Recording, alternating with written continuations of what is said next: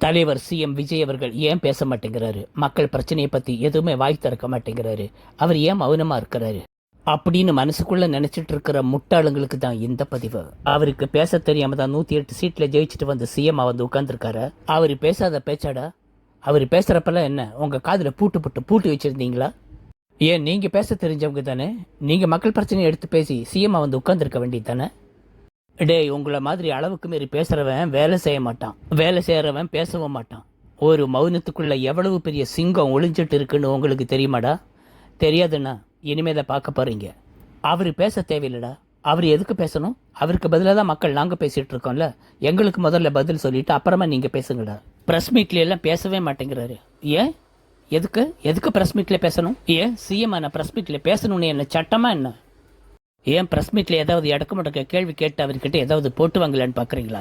அப்புறம் முதலமைச்சர் அப்படி சொன்னாரு, முதலமைச்சர் இப்படி சொல்லிட்டாரு, இதை பத்தி உங்க கருத்து என்ன? இதை பத்தியெல்லாம் ஒரு பெரிய பூதகரமா வெடிக்க வச்சு அது ஒரு பெரிய மேட்ராக்கி இதை பத்தி ஒரு 10 வீடியோ போட்டு நீங்க லட்சக்கணக்கில் சம்பாதிக்கணும். எப்படியாவது அடுத்தவன் வாய்க்குள்ள கொண்டு போய் உங்க மைக்க கொண்டு போய் வைக்கணும். அப்பதான் உங்களுக்கு எல்லாம் தூக்கம் வரும். அதுக்குன்னு நிறைய பேர் அலைஞ்சுக்கிட்டு இருக்காங்கடா. அவங்க வாயில கொண்டு போய் வைங்கடா.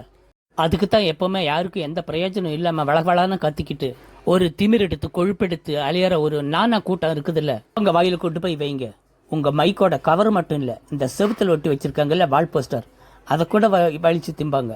அந்த இனத்துல சேர்ந்தவங்க தான் அவங்க எல்லாம். ஏண்டா, இந்த 50 வருஷ காலமா நாட்டை ஏமாத்தி மக்களை ஏமாத்தி சுரண்டி திராவிட கட்சிகளுக்கெல்லாம் பேச தெரியாமலா இருந்தது?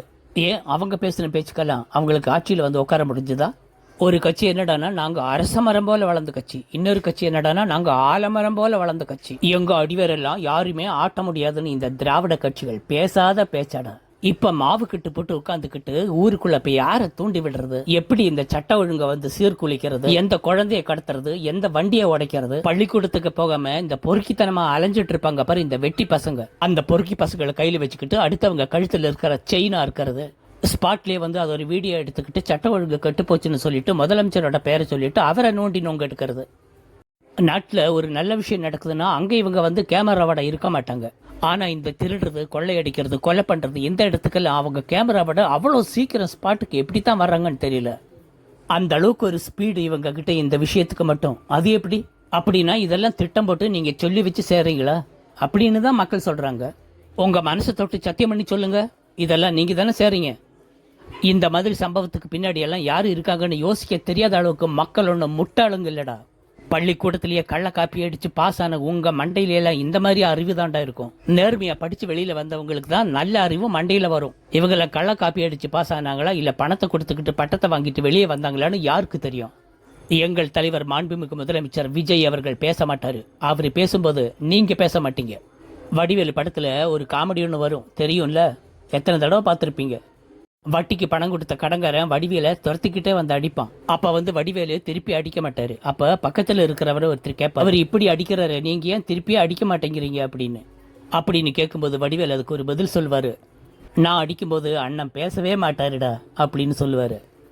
அந்த கதி தாண்டா உங்களுக்கும். இன்னொன்று தெரியுமா உங்களுக்கு? நம்ம தமிழ்நாட்டில் இருக்கிற ராஜ குடும்பத்தில் இருக்கிற ஒரு அப்பனும் பிள்ளையும் இப்பெல்லாம் செல்போனே பார்க்கறது இல்லையாம். ஏன்னா செல்போனை திறந்தாலே மக்கள் காரி காரி துப்புறாங்களாம், கழுவி ஊத்துறாங்களாம். அதை தொடச்சு அவங்களுக்கு சலிப்பாயிட்டாங்களாம். இதனால அவங்க செல்போனை பார்க்கறது இல்லையாமே. உண்மையா? தலைவர் சிஎம் விஜய் அவர்களை பத்தி பேசி தேவையில்லை வாயை கிண்டிக்கிட்டு கிடந்தீங்க. அவங்களோட நிலைமை தான் நாளைக்கு உங்களுக்கும். சிங்கம் அமைதியா இருக்குன்னு நினைச்சு அதை அப்பாவின்னு நினைக்காதரா. அதை உசுப்பேத்தி அதை உரும ஆரம்பிச்சிச்சுன்னு வச்சுக்கோ, உங்களை எல்லாம் உப்பு கண்டம் போட்டு ஊற வச்சு அதை நாரி பண்ணதுக்கு அப்புறம் உனக்கு தூக்கி குப்பை தொட்டியில போடுவாங்க. ஞாபகம் வச்சுக்கோங்க. ஆளையும் மண்டையும் பாரு.